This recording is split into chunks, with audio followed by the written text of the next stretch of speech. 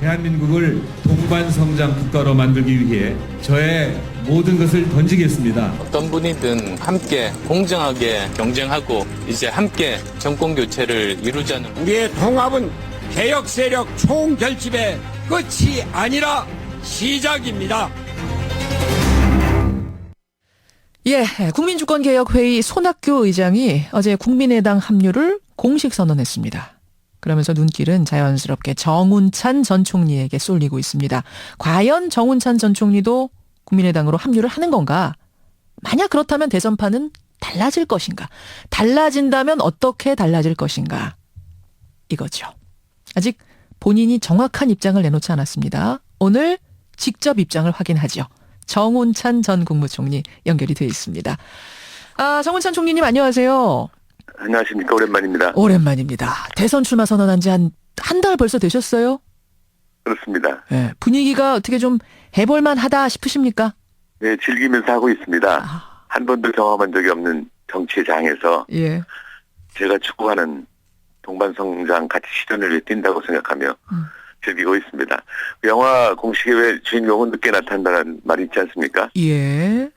제가 지금은 잘 보이지 않지만 조만간 제가 주인공임을 알게 될 것입니다. 지켜봐 주시죠. 이야, 이거 굉장히 자신 있는 정견 발표셨어요. 주인공은 늦게 나타난다. 지금은 좀 가리워진 채 좀 미약해 보이지만 반드시 진가를 발휘할 거다. 즐기면서 하는 사람 못 당해요, 하긴. 그랬어요. 지금 이제 뭔가 진가를 보여줄 거다라고 하셨는데 왜 정운찬인가? 어떤 식으로 진가를 보여줄 것인가? 어떤 것을 어필하실 수 있다고 보십니까? 네, 저는 이번 대선의 핵심은 몰락하고 있는 서민 가계 경제를 살리고 함께 잘 사는 사회를 만드는 것이라고 생각합니다. 예. 대학 졸업이 실업으로 이어지고 수시 구조조정으로 실직자가 많아지고 또 산업 분야 전체가 구조조정해서 수만 명이 한순간에 실직자가 되고 있는 경우도 있지 않습니까? 예, 예. 저는 한국 경제는 희망보다는 생존을 걱정하는 불안 사회가 되었습니다. 저는 다음 정권은 붕괴되는 서민 가계를 살리고 양극화를 근본적으로 해소해서 예. 함께 잘 사는 사회를 만들어야 된다고 생각합니다. 동반성장하는 사회군요. 역시. 그렇습니다. 그 정책은 동반성장뿐입니다. 제가 출마한 이유도 예. 그것입니다. 지금 후보들 중에는 그런 정책 전략을 가지고 있는 분이 저는 없다고 생각합니다. 동반성장 사회를 만들겠다라는 포부.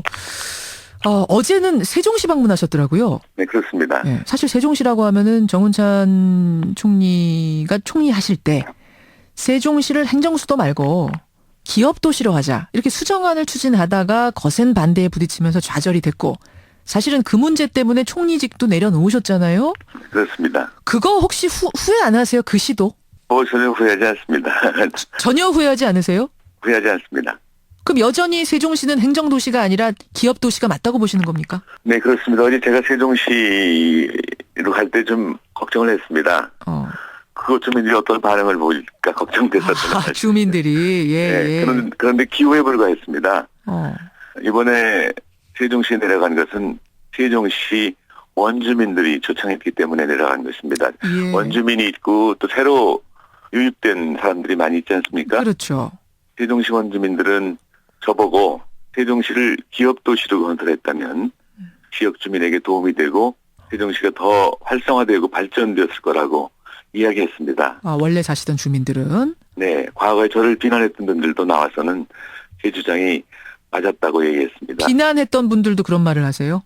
예, 예. 후회한다 그분들이 그때 비난했던 걸? 네, 전통시장에 갔더니 식당 하는 분이나 또 일반 상점에 있는 분들이 거의 모두 다 그때 정운찬 총리 말을 들을 걸 그랬네 뷰. 들을 걸 그랬네 뷰 하시면서. 근데 정 총리님 물론 경제적으로는 기업도시가 맞을지 모르겠습니다만 행정도시를 추진한 이유는 뭔가가 굉장히 몰려있는 행정에 대한 중요한 부분은 다 서울에 몰려있는 것을 좀 분산시켜보자. 지역 균형 발전을 이뤄보자라는 차원으로 이루어진 거고 지금은 시작이니까 그렇지만 점차점차 뿌리 내리면 나아지지 않겠습니까? 근데 지금 그 세종시 자체가 극심한 불균형 상태에 있습니다. 신도심과 구도심이 아주 분리되어 있다고 할 정도이죠. 구도심은 예. 점점 장사도 어려워지고 생활이 어려워지고 신도심은 아파트 좋은 곳이니까 그 인근 지역 공주, 천안, 대전, 청주 등에서 유입되어 오고 있습니다. 그래서 저는 어제 세종시 오랜만에 가서 보고는 깜짝 놀랐습니다. 완전한 양극화입니다. 양극화가 돼 있다. 근데 어제 문재인 전 대표가요. 그러니까 정운찬 전 총리께서 세종시 계실 그 시간에 대전을 방문했습니다. 거기서 뭐라고 했냐면 참여정부가 시작했던 일을 내가 끝내고 싶다. 아직 이전하지 않은, 그러니까 덜 이전했잖아요. 그 중앙부처들을 완전히 이전시키고 국회 분원을 세종시에다 설치하고 내가 대통령 되면 가능한 한 세종시로 내려와서 업무 보고도 받겠다. 그러니까 더 강화된 행정도시로 만들겠다. 정운찬 전 총리 포부하고는 정반대의 얘기를 하셨거든요. 어떻게 생각하십니까? 네, 문 대표 주장은 병의 근원은 고치지 않고 오히려 병을 키우는 정책이라고 생각합니다. 기억하시겠지만 제가 당시 예. 행정 분할 도시로 가면 문제가 발생한다고 지적하지 않았습니까? 국가 위기가 발생할 때 범부처 대처 능력이 없다. 행정 경쟁력이 저하된다. 예. 공무원의 정책 능력이 떨어진다.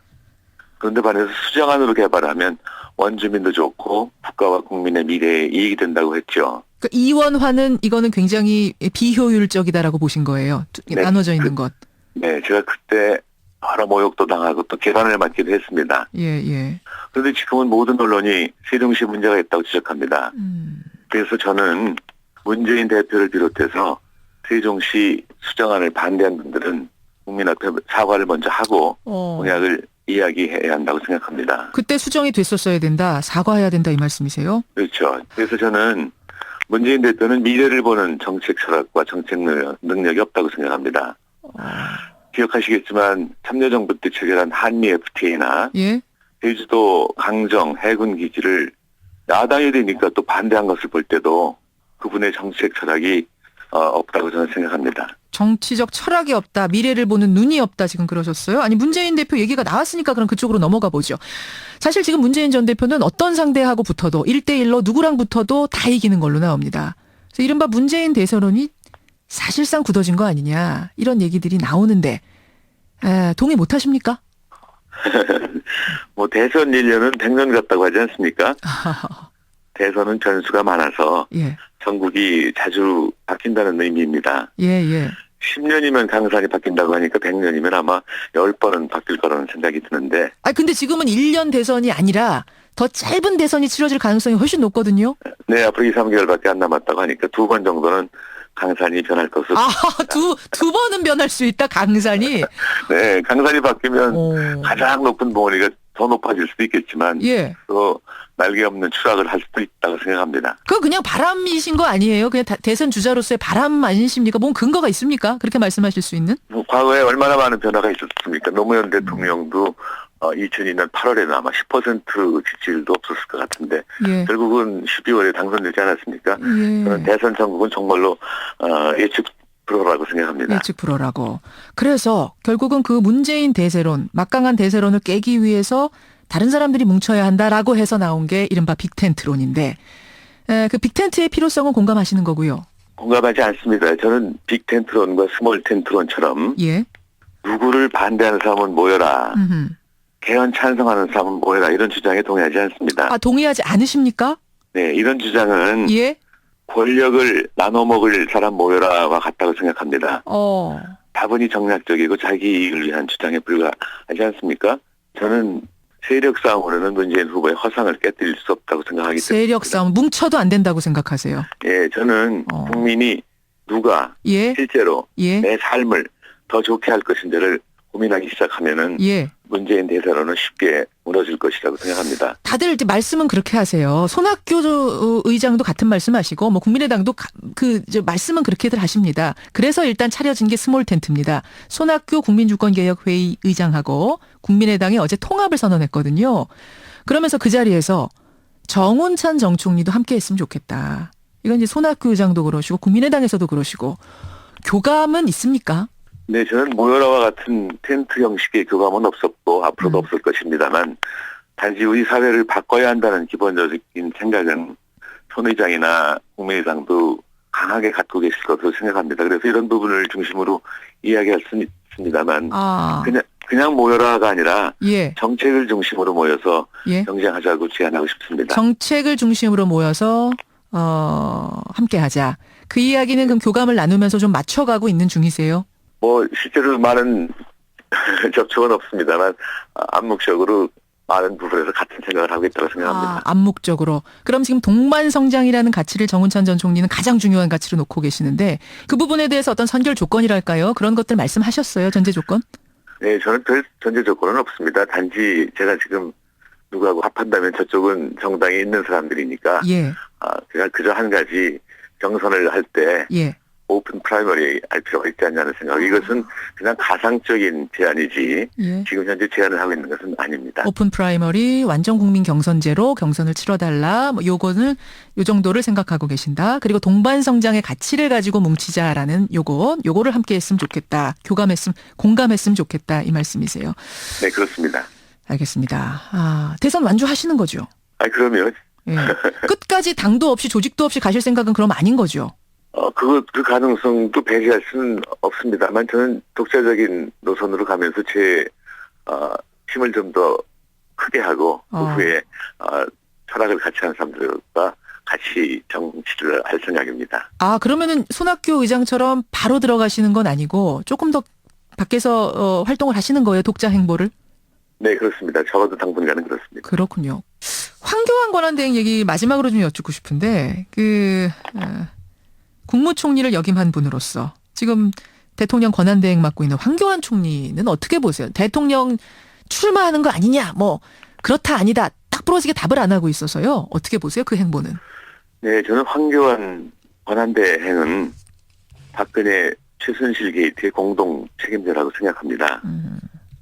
국민에 대한 도덕적 책임을 져야 하지 않겠습니까? 저는 황교안 총리는 출마하지 않을 것으로 봅니다.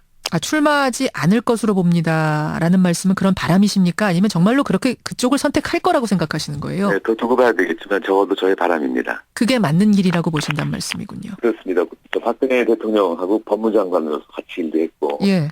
총리로서도 같이 일했습니다. 상당히 오랜 기간 아닙니까? 예. 그렇다면 당연히 박근혜 최순실 게이트의 공동 책임자라고 생각합니다. 예. 알겠습니다. 여기까지 오늘 말씀 듣겠습니다. 정운찬 전 총리님 고맙습니다. 네, 고맙습니다. 예, 대선 출마를 하고 지금 국민의당과 손학규 의장 측에서 오라고 손짓을 하고 있죠. 정운찬 전 총리 만났습니다.